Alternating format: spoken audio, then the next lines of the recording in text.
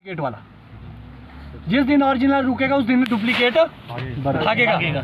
Formula ये business का, कौन नहीं करेगा 2000 की चीज़ 18,000 में बेच लो। अच्छा जी, अब बड़ी बात आती है जी हमारी पीजीआर के डोज को लेके। मान लो आपका क्लाइमेट है खराब, गूगल बाबा ने बता दिया कि आने वाले टाइम में आपके 1-2 दिन में बारिश आएगी, टेम्परेचर डाउन जाएगा और पाला पड़ेगा। उस स्थिति में जो मैंने अपने ट्रायल लगाई जी, उसमें क्या पाया मैंने, अगर आपको ऐसी स्थिति मिलती है तो आप क्या करेंगे, अर्ली स्प्रे करेंगे उसकी। अर्ली डोज क्या होगा जी, हो सकता है जी आप 2 में डाए तो 150-150 की 2, अगर आप 3 करना चाहते हैं तो 100-100 की 3। अब आता है जी टाइमिंग।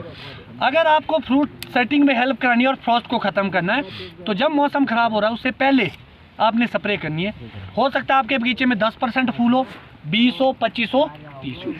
पहला लंबा तो आप तब बनाएंगे ना जी जब सेब लगेगा, ठीक है जी। पहला मकसद होना चाहिए सेब लगाना। एक स्थिति आती है जी कि आपका क्लाइमेट बहुत बढ़िया है, बिल्कुल आपके 17-18 से लेकर 22-23 टेम्परेचर है और कोई पाला नहीं है, मौसम बढ़िया है, तो आपको स्थिति समझनी है। फिर आपको 60% फ्लावर पे पहला डोज डालना है और मिस्ट करके फॉग करके स्प्रे करनी, भिगोना नहीं है। और हो सके तो थोड़ा पीछे से, मतलब ऐसे करते हैं ना हम स्प्रे, हो सके तो, क्योंकि जो पीछे वो पेटल होते हैं ना जी, वो लेते हैं, उसका रोल वहाँ है और वो रस्टिंग भी कंट्रोल करेगा। और दूसरा डोज डालेगा आप लगभग पेटल फॉल पे, तीसरा डालेगा आप पीनट साइज के आसपास 100 ml 200 लीटर वाटर में, तो वो खींचेगा थोड़ा और मैक्सिमम क्या होता है जी, जो हमारी ज़्यादा लो हाइट है जहाँ बहुत गर्म होता है, पहले तो खींच लेता, बाद में वो थोड़ा सा शेप गोल ले लेता है। उसका रीज़न है कि जी जो भी अंग्रेज हमारे पास आता है वो बोलता है कि यहाँ सेब कैसे हो रहा है, ये तो जगह ही नहीं है सेब के लिए।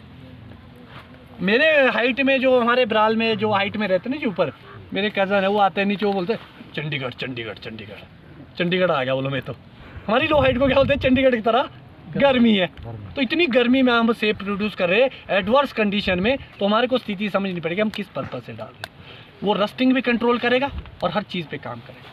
और एक रस्टिंग में कंट्रोल की बात कर लूँ, फिर आपकी बात ले लूँगा। देखो जी, एक्सेस यूज़ ऑफ केमिकल और मिक्सिंग गिले पत्तों में स्प्रे करने से बहुत ऐसे रीज़न है जी जो रस्टिंग का कारण। सबसे बड़ा कारण होता है हाइटों में, वो होता है फ्रॉस्ट, धुंध। देखिए ना आप, ये वाले एरिया में तो इतनी होती है कि गाड़ी नहीं चला सकते आप। तो इसके लिए आपका एक स्थायी समाधान है पीजीआर। और दूसरी बड़ी बात है जी, फंगल डिजीज़ है।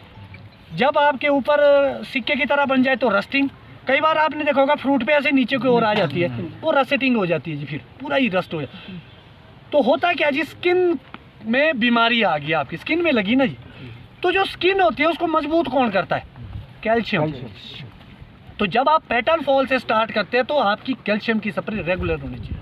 और बढ़ते क्रम में, अब इतना सा छोटा सेब है उसमें आप 30 ग्राम से शुरू करो, फिर 50 डालो, फिर 70 डालो, फिर 100 डालो, बढ़ते क्रम में थोड़ा थोड़ा करके, क्योंकि जैसे जैसे फ्रूट बढ़ेगा वैसे वैसे उसकी रिक्वायरमेंट बढ़ती। और दूसरी बड़ी बात है, कभी भी पेवर के बजाय ना जी मिक्सिंग पे जाओ, कैल्शियम पे।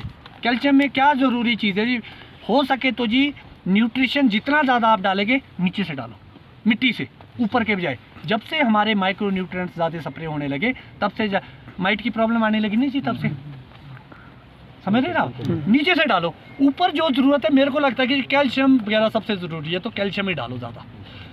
देखो जी, कैल्शियम ऐसा होना चाहिए जिसमें आपके बोरॉन हो और मैग्नीशियम। कैल्शियम इतना स्लो है कि वो मूव नहीं करता है, तो जो उसको मूवमेंट बढ़ाता है वो बोरॉन बढ़ाता है, और जो उपलब्ध कराएगा वो मैग्नीशियम करेगा अड्डे पे जाके।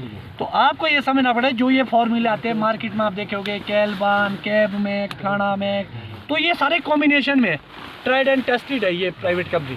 और हमारे को प्राइवेट कंपनी का थैंक्स भी करना चाहिए कि जो इतनी रिसर्च करते रहते हैं। हाँ, सवाल आता है डुप्लीकेसी का और रजिस्ट्रेशन का, उसके लिए मैं तो लड़ रहा हूँ। आप लोग चाहते तो आप लोग भी लड़े, एनजीओ के साथ जुड़े, और जुड़ के क्या होगा जी, एक सिस्टम में आएगी। मैंने लिख के दिया जी गवर्नमेंट और विभाग और यूनिवर्सिटी को कि जी या तो इसको चलन से आउट करो या तो इसको शेड्यूल में लाओ। अब दुकानदार की क्या गलती है जी उसमें, कंपनी वाला आया उसने बोला रख, टैक्स दे रहा है बंदा, बिल के साथ दे रहा है, उसकी कहाँ गलती है? गलती कहाँ जी? सिस्टम की। सिस्टम हो चुका है क्राफ्ट। सिंपल सी बात है। तो सिस्टम तब सुधरेगा जब हम सुधारेंगे। तो आप